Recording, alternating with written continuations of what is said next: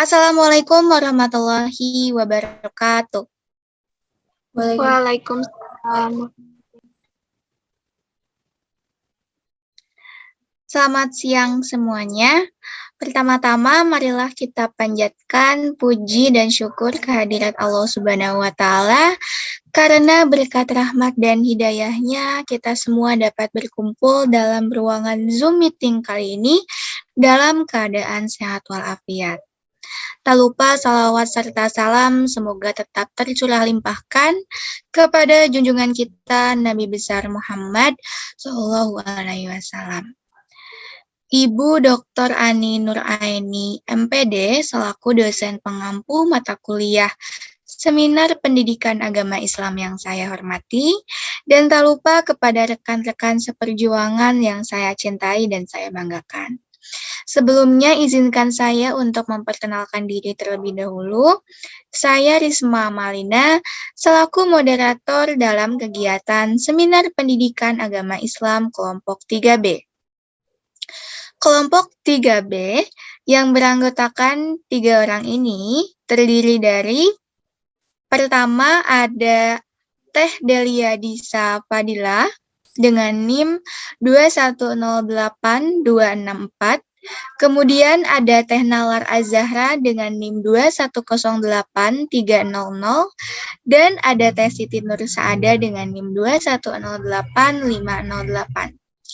Kelompok 3B ini sudah melakukan sebuah penelitian hebat yang berkaitan dengan penggunaan aplikasi kumis atau komik Islami sebagai media dakwah dalam memupuk sikap sederhana siswa SD. Nah, tentunya akan sangat bermanfaat sekali apabila kelompok 3B dapat membagi ilmunya kepada kita semua. Dan memang itulah alasan kita berada dalam Zoom meeting kali ini, bukan? Baik, untuk segera mendengar pemaparan dari kelompok 3B, izinkan saya untuk menyampaikan susunan pemaparan yang akan disampaikan oleh kelompok 3B kali ini. Pertama ada deskripsi produk yang akan disampaikan oleh Teh Nalar Azahra. Kemudian ada perancangan produk yang akan disampaikan oleh Teh Siti Nur Saada. Kemudian ada metode penelitian, hasil uji coba, kelebihan dan kekurangan yang akan disampaikan oleh Teh Delia Disa. Dan terakhir ada demonstrasi produk yang akan disampaikan oleh semua anggota. Baik, nampaknya teman-teman semua sudah tidak sabar untuk mendengar pemaparan dari kelompok 3B ini. Oleh karena itu, kepada Teh Nalar selaku pemateri pertama, saya persilahkan. Oke, baik, terima kasih moderator telah memberikan saya kesempatan untuk mengenalkan aplikasi Kumis. Kumis atau komik Islami merupakan komik digital berbasis aplikasi yang disusun dengan menggunakan fitur game, kuis, serta materi yang mudah dipahami oleh peserta didik. Aplikasi ini dikembangkan dengan tujuan untuk menanamkan sikap sederhana peserta didik di sekolah dasar, yaitu dengan memberikan materi pembelajaran berupa contoh pengalaman sikap hidup sederhana dalam kehidupan sehari-hari. Sikap sederhana yang dimaksud di sini ialah perilaku hidup hemat, senantiasa pandai bersyukur, saling berbagi, dan tidak sombong. Sikap tersebut sangatlah penting, apalagi untuk anak-anak usia sekolah dasar, karena ini bermanfaat dalam pembentukan karakter dan kepribadian sebagai fondasi dasar. Mungkin sekian, saya kembalikan kepada moderator. Baik, terima kasih kepada Teh Nalar yang sudah memaparkan materinya. Kita beralih pada pemaparan materi selanjutnya, yaitu kepada Teh Siti Nur Saada. Kepadanya saya persilahkan. Baik, terima kasih kepada moderator atas kesempatannya. Bismillahirrahmanirrahim. Di sini saya akan menjelaskan proses perancangan produk yang telah kami buat. Nah, dalam membuat aplikasi Kumis ini, kita menggunakan beberapa web dan juga aplikasi, yaitu diantaranya menggunakan aplikasi atau Canva, yang kedua ada Webixstone, yang ketiga ada aplikasi Pixar, lalu ada website FGResearch, dan ada website Google Sites. Nah, kemudian untuk langkah-langkahnya sendiri, yaitu yang pertama, membuat naskah cerita komik.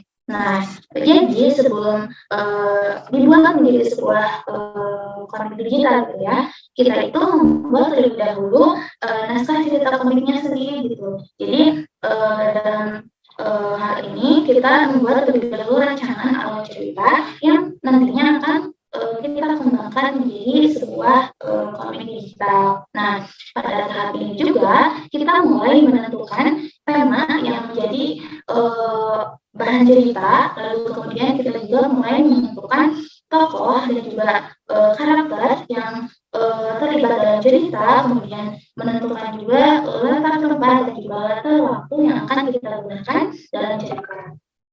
Lalu kemudian yang kedua yaitu mendesain cerita menjadi komik digital.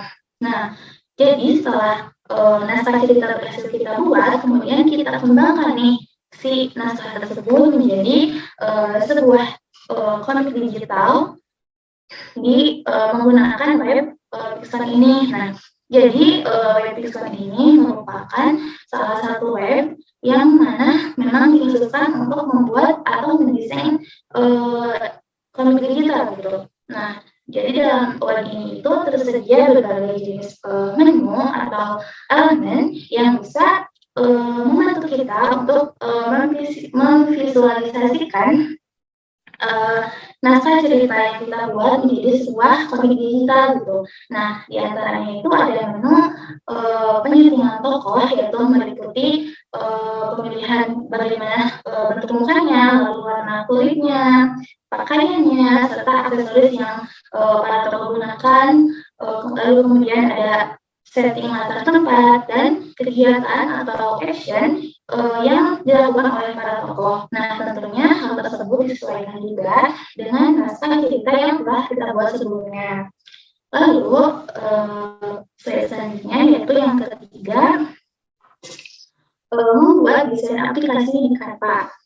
Nah, pada tahap ini kita mulai membuat desain untuk tampilan aplikasi yang akan kita buat nih. Jadi kita itu mendesainnya itu menggunakan aplikasi Canva. Nah, di aplikasi ini kita membuat atau mendesain berbagai berbagai tampilan untuk di aplikasi yang akan kita buat gitu, dari mulai membuat rangkaian desain untuk rangkaian materinya, lalu tampilan slide per slide-nya, dan juga desain untuk setiap tampilan dari isi menunya itu sendiri. Nah, lalu tahap terakhir yaitu menyatukan semua desain di Google Slide. Lalu setelah semua tersusun, mengcover link Google Slide tersebut dalam aplikasi menggunakan website bernama AppsGeyser. Nah, pada tahap ini, jadi kita itu tadi setelah semua bahan atau desain serta bagian isi dari setiap menunya itu sudah siap dan sudah tersusun, kita kemudian satukan semuanya itu dalam Google Site. Nah, yang nantinya kemudian si link dari Google Site-nya itu kita convert menjadi sebuah aplikasi menggunakan sebuah website yang bernama AppsGeyser. Nah, mungkin begitu proses perancangan produk yang kita buat. Selanjutnya saya kembalikan kepada moderator. Terima kasih. Baik, terima kasih kepada Teh Siti Nursaada yang sudah memaparkan materinya dengan sangat jelas ya. Kita beralih pada pematerian selanjutnya, yaitu kepada Teh.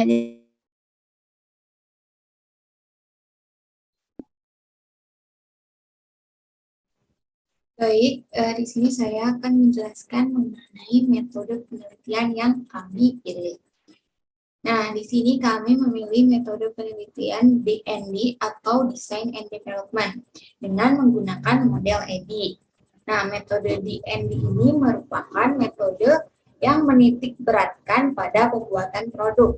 Lalu, model EDI ini terdiri dari analisis, design, development, implementation, dan evaluation. Nah, yang pertama ada tahap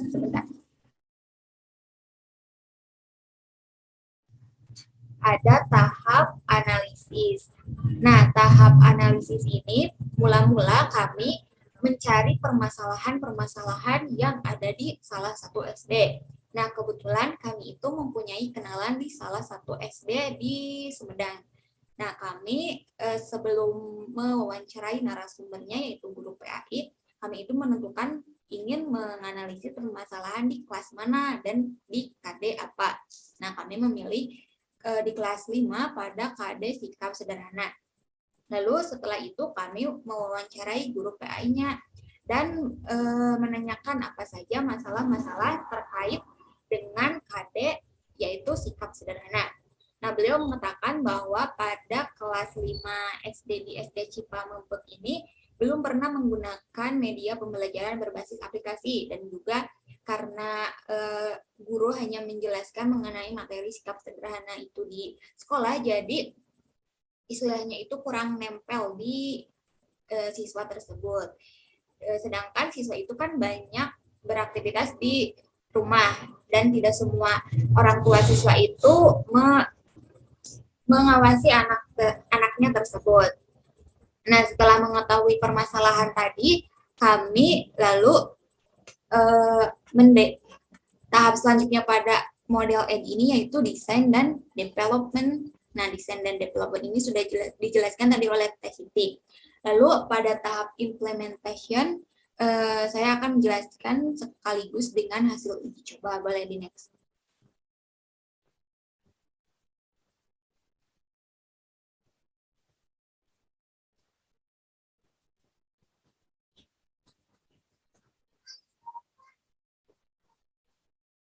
Sudah di next, Teh?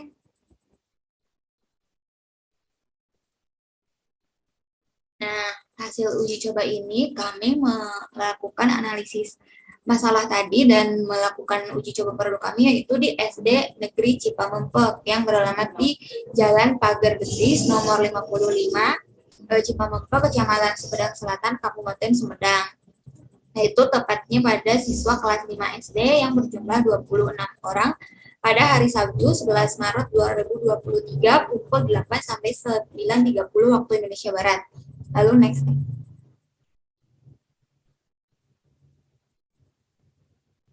Nah, di sini juga kami menggunakan hasil uji normalitas GAIN untuk mengetahui nilai post-test dan pretest siswa. Nah, hasil uji normalitas GAIN itu apa sih?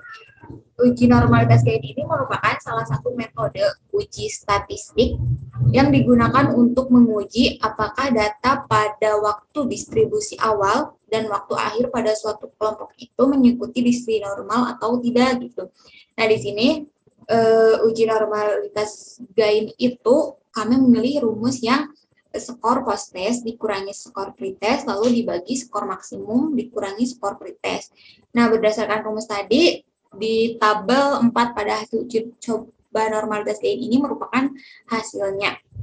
Dan dapat dilihat bahwa 7 siswa mendapatkan kategori rendah, 13 siswa mendapatkan kategori sedang, dan 6 orang siswa mendapatkan kategori tinggi.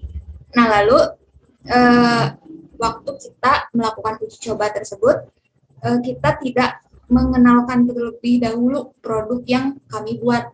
Kami itu melakukan pretest terlebih dahulu yang bertujuan untuk mengetahui sejauh mana siswa tersebut paham mengenai sikap sederhana dan nilai rata-rata dari skor pretest itu yaitu 82,88 yang mana nilai rata-rata tersebut cukup tinggi dan dapat disimpulkan bahwa siswa tersebut sudah cukup memahami sikap sederhana.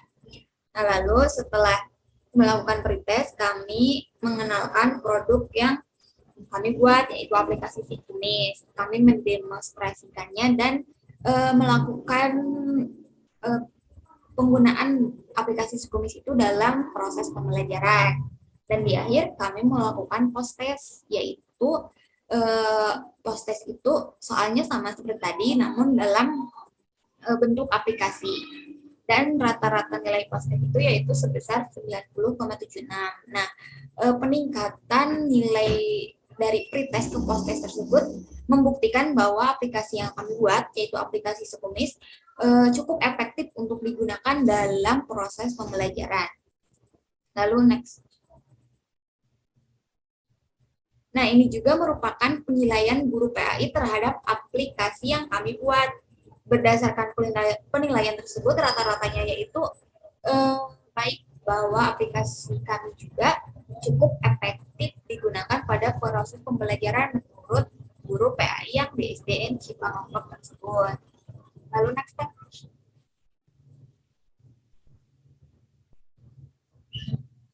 Nah, namun tadi kembali lagi ke model EDI yang terakhir itu ada evaluation. Nah, tadi evaluasinya itu sudah dinilai oleh guru PAI. Nah, di samping itu, di samping suatu produk pasti ada kelebihan dan kekurangan. Begitu pula dengan produk kelompok kami, yang mana kekurangannya itu yang pertama aplikasi berbasis online. Seperti yang sudah Teh Siti jelaskan, bahwa aplikasi kami itu terbuat dari maksudnya kami susun dari Google Sheet dan kami convert ke salah satu website. Otomatis jika sudah terbentuk aplikasi maka akan berbasis online, dan itu berarti semua yang mengakses aplikasi kami harus mempunyai kuota dan jaringan internet yang bagus. Lalu yang kedua yaitu tidak semua perangkat support aplikasi.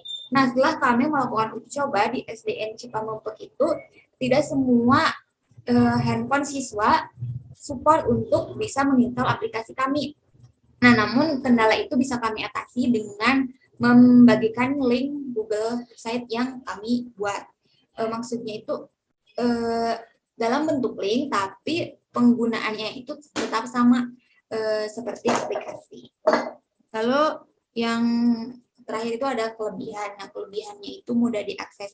Di samping tadi kekurangannya tidak semua perangkat support aplikasi, namun jika sudah bisa menginstal aplikasi yang kami buat itu, penggunaannya mudah sekali. Terbukti saat uji coba itu siswa cepat paham gitu mana yang harus dibuka dan mana yang harus dijalankan. Lalu yang kedua itu mudah diperbaharui. Nah, maksud mudah diperbaharui ini yaitu jika kami membuat konten baru di Google Site, misal di aplikasi itu cuma ada 3 episode komik. Nah, kami itu ingin menambah episodenya menjadi berapa, misal. Nah, itu otomatis di aplikasi yang sudah diinstal itu akan sudah ada. Jadi tidak perlu diupdate, tidak perlu menginstal ulang. Jadi dengan begitu kami akan lebih mudah untuk update konten terbaru tanpa siswa harus mengupdate atau menginstal ulang. Nah, di samping kelebihan dan kekurangan ini, semoga bisa menjadi bahan acuan untuk penelitian-penelitian selanjutnya jika menjadikan penelitian yang kami buat sebagai referensi. Mungkin seperti itu saya kembalikan kepada moderator. Baik, terima kasih kepada Tadelia Disa yang sudah menyampaikan pemaparannya dengan sangat jelas ya. Kemudian yang terakhir, mungkin pemaparan berupa demonstrasi produk berupa aplikasi kumis yang akan disampaikan oleh semua anggota. Kepada kelompok 3B saya persilahkan. Baik, terima kasih moderator. Boleh Teh Siti?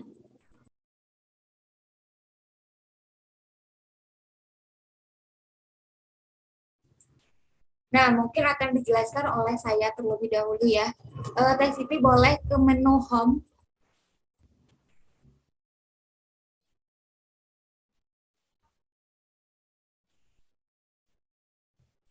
Nah, ini merupakan tampilan dari aplikasi yang kami buat. Sebelum mulai aplikasi dengan mengklik start itu kami membuat KI dan KD di bawah aplikasi tersebut. Coba scroll. Nah, ini kompetensi dasarnya. Lalu ada juga relevansinya dan ada scroll. Nah, ini pembuatnya yang mana merupakan anggota kelompok kami dan dosen pengampu. Dan yang terakhir ada buatan aplikasi ini terbuat dari mana saja.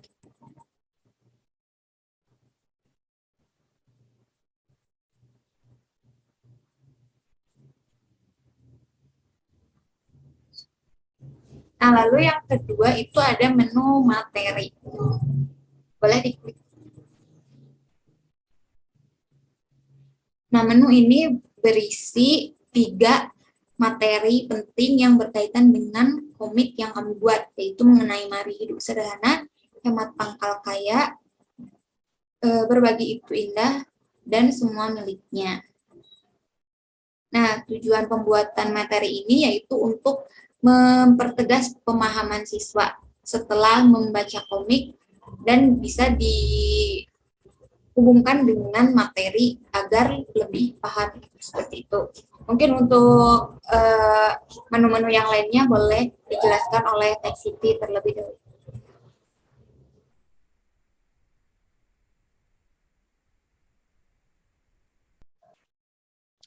Baik, menu selanjutnya yaitu ada menu komik ya.